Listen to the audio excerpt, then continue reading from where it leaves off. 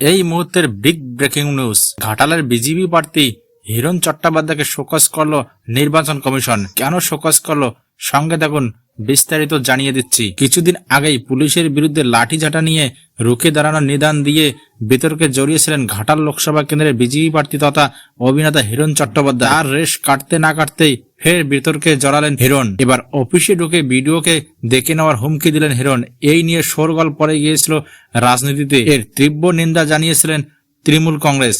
অভিযোগ, ভিডিও অফিসে ঢুকে হুমকি দেওয়ার পাশাপাশি উস্কানিমূলক মন্তব্য করেছিলেন হিরণ চট্টোপাধ্যায়। ঘটনাটি ঘটেছে মঙ্গলবার। জানা গিয়েছে, লোকসভা ভোটের প্রচারের জন্য মঙ্গলবার সকালে ডেবরা গিয়েছিলেন হিরণ।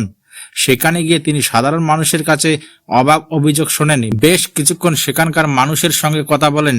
এরপর সন্ধ্যাবেলায় তিনি সোজা বিডিও অফিসে চলে যান। অভিযোগ, এরপরেই তিনি বিডিওর সঙ্গে হুমকির সুরে কথা বলেন। হুমকির সুরে কথা বলার পাশাপাশি সাধারণ মানুষকে আগামী 2 মাস লাঠিঝাঁটা নিয়ে গ্রাম পাহারা দেওয়ার নিদান দিয়েছেন।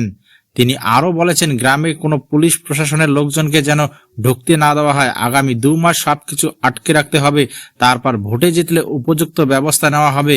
হিরণের দাবি, বিডিও এসডিওর পরামর্শে এলাকার বিভিন্ন ধরনের অবৈধ কাজ হচ্ছে, এর বিরুদ্ধে রুখে দাঁড়াতে হবে। একই সঙ্গে তিনি তৃণমূল প্রার্থী দেবকেও আক্রমণ করে বলেন, বিডিও এসডিওরা অবৈধ কাজ করে দেবকে 30% কাটমানি দিচ্ছে।